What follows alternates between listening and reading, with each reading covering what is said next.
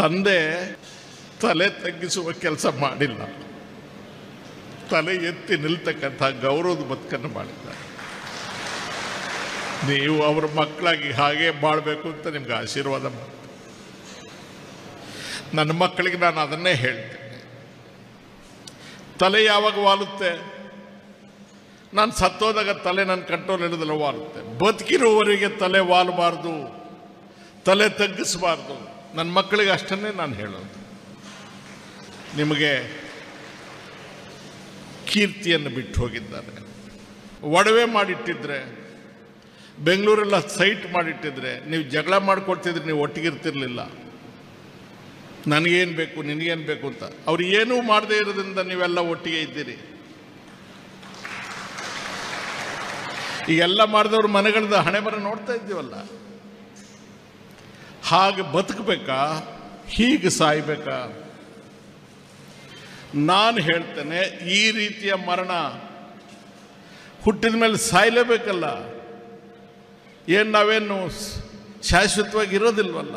ಹೇಗೆ ಸಾಯ್ತೀವಿ ಅನ್ನೋದು ಮುಖ್ಯ. ಜನರ ತಿರಸ್ಕಾರಕ್ಕೆ ಒಳಗಾಗದೆ ಗೌರವಕ್ಕೆ ಪಾತ್ರರಾಗಿ. ರಕ್ಷಿತ್ ಹೇಳಿದ್ರು, ಆ ಕತ್ಲಲ್ಲಿ ಚಾರ್ಮಡಿ ಘಾಟ್ ಹತ್ರ ಕಷ್ಟ ಜನ ಬಂದಿತ್ತು. ಅದೇ ಸಂಪಾದನೆ, ಅದೇ ಆಸ್ತಿ, ಅದೇ ನಮ್ಮ ಗಳಿಕೆ.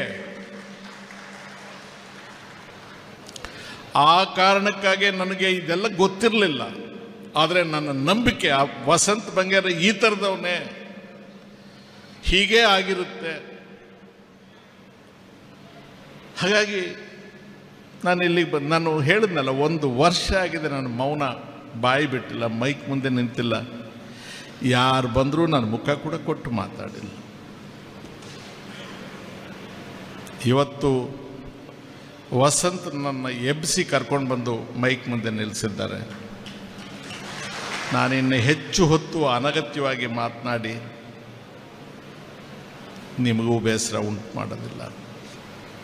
ಬದುಕು ಎಷ್ಟು ವಿಚಿತ್ರವಾಗಿ ಇವತ್ತು ನಡೀತಾ ಇದೆ ಅನ್ನೋದನ್ನು ನನಗಿಂತ ಹೆಚ್ಚಾಗಿ ನಿಮಗೆ ಗೊತ್ತಿದೆ. ವಸಂತ ಬಂಗೇರ ಥರ ಬದುಕೋದು ಬಹಳ ಕಷ್ಟದ ಕೆಲಸ. ಬದುಕು ಪೂರ್ಣ ಸಾಗಿಸಿ ಅವರು ದೇಹಾಂತ್ಯ ಮಾಡಿ ಹೋಗಬೇಕಾಗಿದ್ದರೆ ಆ ಪ್ರಯಾಣದಲ್ಲಿ ನೀನು, ಮಕ್ಕಳು, ನೀವು ಜೊತೆಗೆ ನಿಂತಿದ್ದೀರಿ. ಅವರು ಎಲ್ಲ ಕಷ್ಟವನ್ನು ನಿಮ್ಮ ಹೆಗಲಿಗೆ ಹಾಕ್ಕೊಂಡಿದ್ದೀರಿ. ಮಕ್ಕಳಿಗೆ ದುರಾಸೆ ಇದ್ದಿದ್ರೆ, ಮಕ್ಕಳಿಗೆ ಚಪಲ ಇದ್ದಿದ್ರೆ, ಮಕ್ಕಳು ಹಠ ಹಿಡಿದಿದ್ರೆ ಅವ್ರ ತಪಸ್ಸು ನೆರವೇರ್ತಾ ಇರಲಿಲ್ಲ. ನಿಜಲಿಂಗಪ್ಪನವರು ಈ ರಾಜ್ಯದಲ್ಲಿ ಮುಖ್ಯಮಂತ್ರಿ ಆಗಿದ್ದರು. ಅವರು ಸ್ವಾತಂತ್ರ್ಯ ಹೋರಾಟಗಾರರು. ಅವ್ರ ಮಕ್ಕಳು ಬೆಂಗಳೂರಿನ ಮಹಾರಾಣಿ ಕಾಲೇಜಲ್ಲಿ BA ಓದ್ತಾ ಇರ್ತಾರೆ. ಅವರು ಮುಖ್ಯಮಂತ್ರಿ ಆಗಿರ್ತಾರೆ. ಈ ಅಕ್ಟೋಬರ್ ತಿಂಗಳಲ್ಲಿ ಗಾಂಧಿ ಜಯಂತಿ ಬಂದಾಗ ಖಾದಿ ಬಟ್ಟೆ ಮೇಲೆ ರಿಬೇಟ್ ಕೊಡ್ತಾರೆ. ಆ ರಿಬೇಟ್ ಕೊಟ್ಟಾಗ ಖಾದಿ ಬಟ್ಟೆ ತರಿಸಿ ನಿಜಲಿಂಗಪ್ಪನವರು ತಮ್ಮ ಮಕ್ಕಳಿಗೆ ಬಟ್ಟೆ ಹೊಲಿಸ್ತಾ ಇದ್ರು. ಆ ಹೆಣ್ಮಕ್ಳು ವಯಸ್ಸಲ್ವಾ ಪಾಪ, ಅವ್ರ ತಾಯಿ ಹತ್ರ ಬಂದು ಗೋಳಾಡ್ತಾರೆ. ನಮಗೆ ಅಪ್ಪ ಯಾವಾಗಲೂ ಈ ದಪ್ಪನೆ ಬಟ್ಟೆ, ಖಾದಿ ಬಟ್ಟೆ ಕೊಡಿಸ್ತಾರೆ. ನಮ್ಮ ಸ್ನೇಹಿತರೆಲ್ಲ, ಕ್ಲಾಸ್ಮೇಟ್ಸ್ ಎಲ್ಲ ಒಳ್ಳೊಳ್ಳೆ ಚಂದ ಬಟ್ಟೆ ಹಾಕ್ಕೊಂಬರ್ತಾರೆ. ಅಪ್ಪನಿಗೆ ಹೇಳಿ ನಮ್ಗೆ ಒಳ್ಳೆ ಬಟ್ಟೆ ಕೊಡಿಸಿ, ಮಿಲ್ ಬಟ್ಟೆ ಕೊಡಿಸಿ.